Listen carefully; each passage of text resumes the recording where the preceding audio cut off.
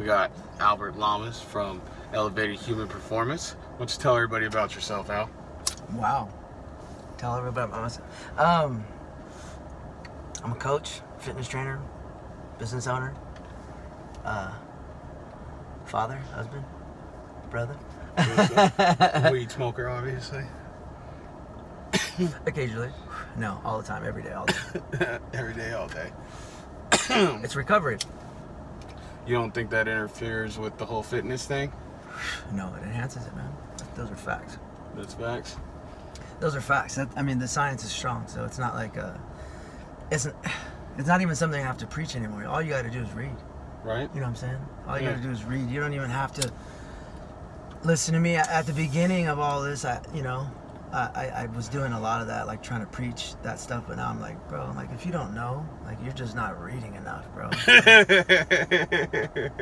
Seriously. I mean, you have I've trained high-level athletes, man. Jiu-jitsu black belts, world champions. Yes. MMA fighters, Major League Baseball players. Yes. Doctors. Yes. And they all use cannabis, bro. So, again. They all use cannabis. Yeah, I don't need to be preaching. It is what it is. Like I said, if you don't know, go read. So now, when we go into your gym's not like any other gym I've ever been into. Why don't you explain to the people what you got going on in your gym and why? What do we got going on in my gym? First things first, if you go into Al's gym, you don't see any machines. No. If you go into Planet Fitness, that's all you see is machines. Sure. So why is there no machines in your gym? Because stability is huge. Correct. Stability is huge, and when you use machines, it takes out the stability component of an exercise, if you will. So it's not that that machines are bad, but you know they do have a place, but it's just not in my place.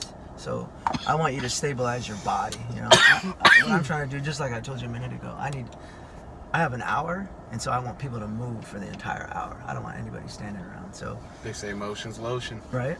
For the hips, for everything, for the brain, right? Everything. So it's like, so it's like one of those things where I want you to utilize your body, because that's how we work in the real world, right? Wherever Yes. that is, work, your sport, your hobbies, carrying your babies, carrying groceries. Like we use our body to stabilize. We don't grab onto something and then walk, right? Unless you're like 85 years old, and that's a different story. But now I'm not a big fan of compartmentalizing things, like putting labels on things. But you're more of like a functional fitness, sure, correct? Yeah. If you were to put a label on it, you're right. I don't like putting myself in a box either. But yes, it would be the definition of functional training, right? Using your body as a unit, one single unit. So for people who think like, I don't know, something like CrossFit is the epitome of fitness, what is the difference between something like that and something like functional fitness? Wow, CrossFit, the epitome of fitness. You know, some people think that. We know it's not right, but some people do think that. Let's just say, what's the difference between functional fitness and something like CrossFit? Pretty much just what I said. It's kind of,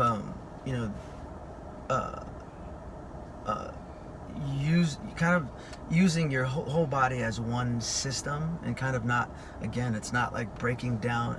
It's like what I had a thought this morning, because sometimes I watch people, what they post on Instagram and stuff Yes. like that, and people are like, oh, I did legs today, oh, I did shoulders today, and that's cool, right? Yeah. However, what we do here is what people do every day in athletics. It's you train movement patterns.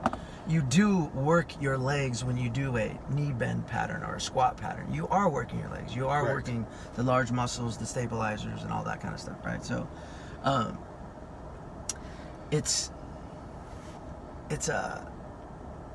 it's training patterns, Yes. and not muscles. Okay. But fortunately, muscles get trained when you do those patterns. So when you focus on movement rather than muscles, Yes. you can change how you look and feel, right? And more so, like, it's just how we live. It's just how humans operate, and so it doesn't make sense for me to train any other way than that. Okay. So let me dive deeper into one of my own personal things with it. I don't like the personal record every day. I think personally, the personal record every day just demolishes your body. Of my own personal opinion. PR? Like PR? Yes. So, in my personal opinion, like the dude from TriStar, I can't ever pronounce his name, so I won't even try to butcher it. Like Farid Shabat or whatever from fucking TriStar. Yes. When he's talking about going 70%, make all your workouts a 7 out of 10 and do it every day.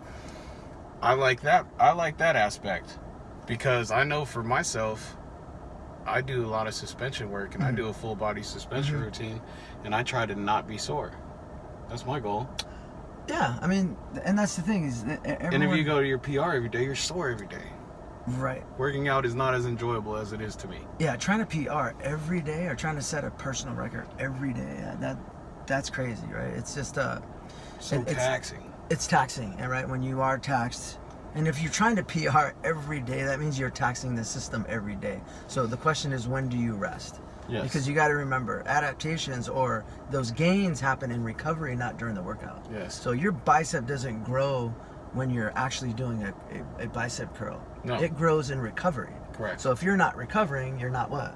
Growing. You're not gaining, right? So again, it's just smart training. And to me, there is no other way but smart training. No other way. I mean, I don't get it otherwise, right? Like, why train if it's not going to be smart, right?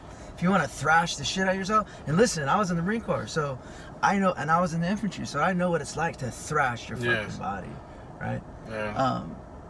I'm not about that anymore. Don't trust me. Listen, when we speak about functional fitness and, you know, using your body and moving with control, blah, blah, bro, we still get after it in my gym. We still get after it, but we do it smartly. Yeah. Right? And bro, so it's just thinking about it outside of the box, that's all. Bro, when you're talking about thrashing yourself, you're in the Marine Corps. I was in fucking prison for. We'd go do heavy powerlifting, do fucking 600-700 pound fucking deadlifts, and then go do fucking 1,000 push-ups. Right. What else? Every day. What else are you gonna do? Shit, I'll be doing the same thing. Shit. Dude, the funniest shit ever is I got out and these fucking CrossFit dudes are talking about the Murph. You know what the Murph is you run a mile and then you do 100 pull-ups, 200 push-ups, 300 squats, right? Wow. Then you run another mile. That's a lot of work. Bro, they do it for time. All these dudes out here, they're talking about, I do it in 40 minutes, 45 minutes. Damn. Bro, my homie in prison, Rob McDonald, when he was doing this shit, he got it down to 18 minutes. That motherfucker would run the Murph in 18 minutes.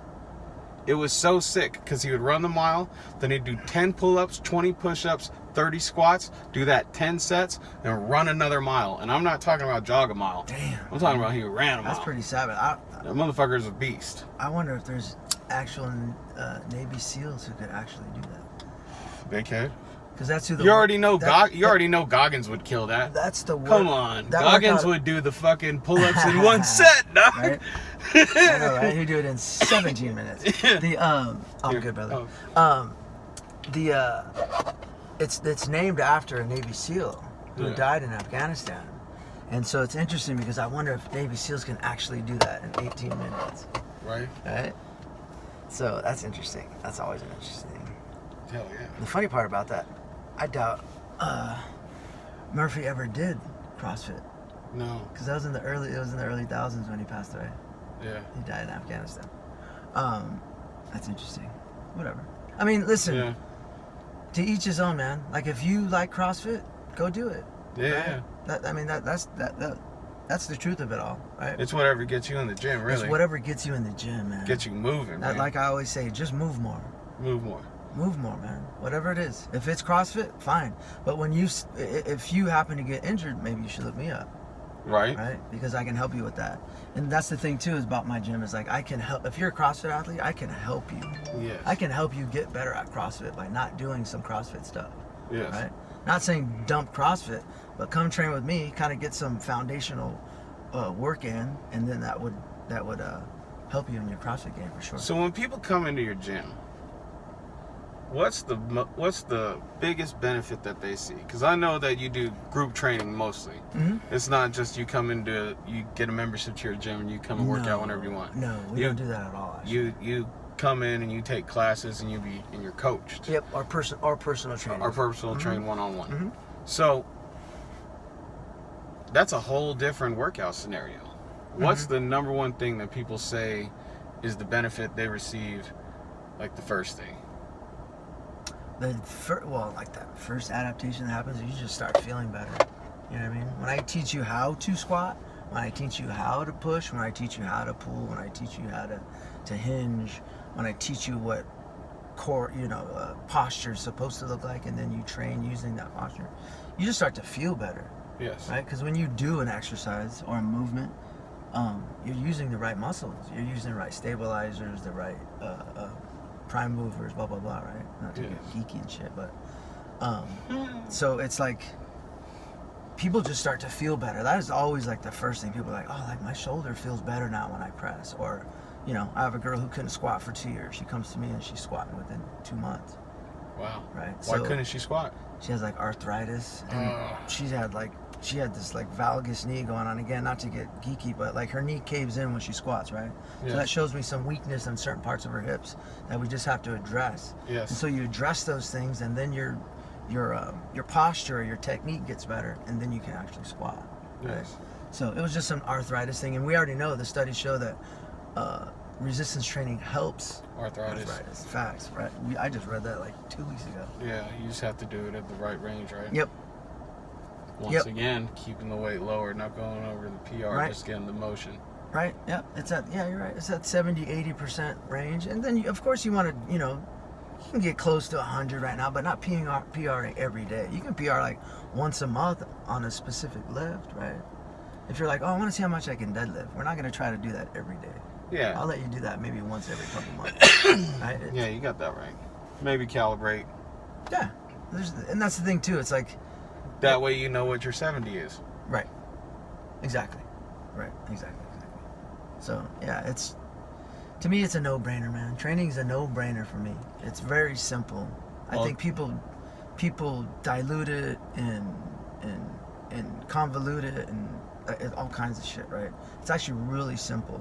So that's just kind of how I roll. It was a pleasure having you on. It's almost 9:30. We got to get to the main job. Let's head in here, brother. Thank you, brother.